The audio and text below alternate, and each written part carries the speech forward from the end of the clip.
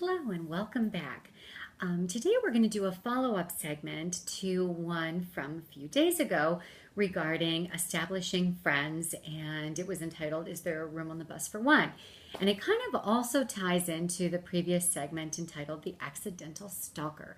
But I've had a little bit of feedback regarding, okay, great. I'm willing to make new friends and, branch out of my existing circles, right? But how exactly do I go about that? And so I wanted to talk about that today.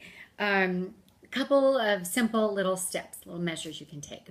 There needs to be a willingness, a presence, and an awareness. So what I mean by that is think of a rainbow, and your spouse or your kids or someone says, "Oh, come here. You got to see this. You have to see this. Look up. You're going to miss it.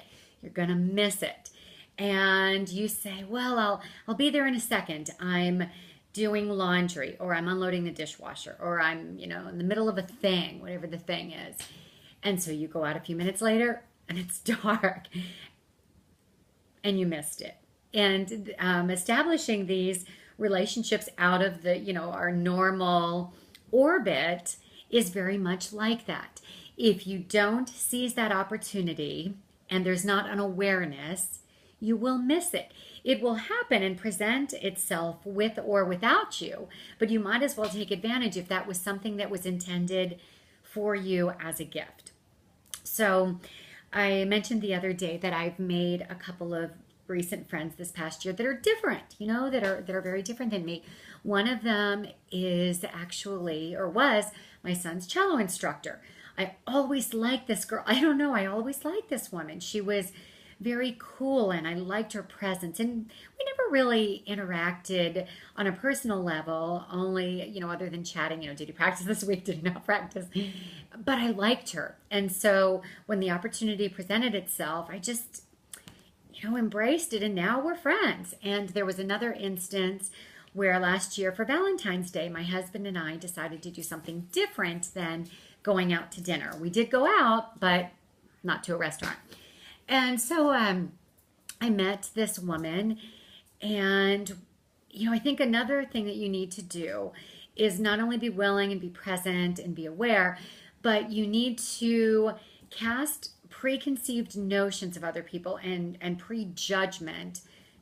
Just chuck it. Leave it at the door because you're not going to need it in here. Just throw it out the window because you want room on the bus for one more person. Great. Then there isn't room on the bus for that, judgmental mentality, if you will. And now she turns out she's very hard single mom, works long hours and is a pretty interesting woman. She's experienced a lot in life, and I'm very blessed to have her in my life. So, there was another instance. Then when we were as a family, it actually snowed here in San Diego not long ago. It was on New Year's Day up in Julian, a neighboring town. So as a family, we went up, played in the snow. My son had never been in the snow before. And on our way home, we stopped at Denny's, stopped off at Denny's. And there was a lady working there. Was she our server? I don't even know if she was or not. Maybe. But she came over because a couple of people that worked there commented on how much we look exactly alike. And it was funny because we kind of do. And turns out we have a son that is they're within a year of each other. And I've seen pictures of her husband, and it's kind of trippy, but he sort of looks like my husband. So I don't even know what any of that's about. But she's from the Midwest. I'm Pennsylvania, but I consider myself, Midwestern girl, more or less. And, we've become friends, and it's been pleasant. And that is not the point I'm trying to make, though, that you should go look for someone who looks exactly like you. I'm trying to say, do just the opposite. That was just an incidental, and great, we get along, and that's wonderful. And there was a fourth one. Actually, there were two more, but the one is a yoga instructor. And this woman made my life just a living nightmare. I would see her name on the schedule as the instructor, and I'd think, oh my God, not again, not her. She's, kind of tough, but in a very caring way. But even from the start, even though we're very different, she's considerably younger than I am. And I liked her though. There was kind of this connection. And so we became friends, and it's a relationship that I enjoy tremendously. And none of these would have occurred if there had been an unwillingness to just be open, because these are people that I would not have met otherwise, but that were on my radar. They crossed my path at a moment in time, and poof, there it is. You either seize that opportunity, or you let the train leave the station without you.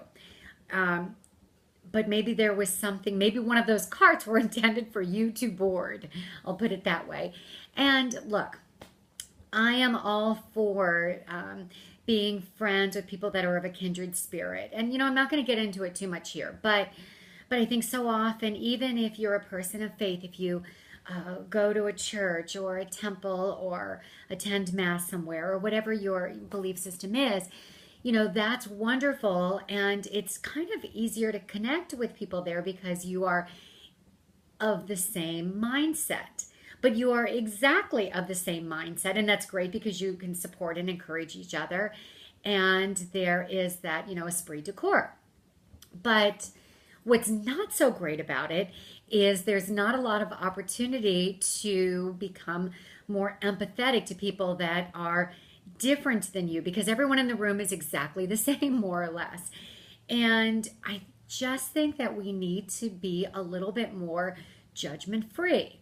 I'm not saying that we need to, to not have a moral compass, and I'm not getting into any of that. I'm not getting into politics. I'm saying let's do a little bit less of all of that. There is enough of that. There is enough division. There is just about enough of, oh, I really liked you. If only you were what? Exactly like me. Stop it. Just stop it. And I'm also not saying that you should discard friends you've had for many years. It's the contrary. But my point is, those old friends of ours, once upon a time, were new friends. And I think that there is room for more of everything in our life, more abundance, more relationships, more growth, more sensitivity, more compassion. And that is only exercised and expanded when we're willing to be with others that are a little different than ourselves. And, and even in recognizing and cataloging those distinctions, the truth is, and I've said it before, but we are more alike at the end of the day than different. We all have that need to connect. We all want to be accepted, and part of being accepted means accepting other people too, right? So, there it is. Accidental stalker, room on the bus for one, and the beginning of Bikram, the why I love yoga thing. So they're all kind of, encompassed in these past 6 minutes. So I'll leave you with that. I hope you enjoyed the view, and we'll go back to the car next time. And that's it for now. But just, notice those rainbows. And I think you'll be happy if you do. So have a wonderful day. Enjoy your relationships. Enjoy all the surprises that come your way. And I will see you next time. Please come back for more. Have a wonderful day. Bye.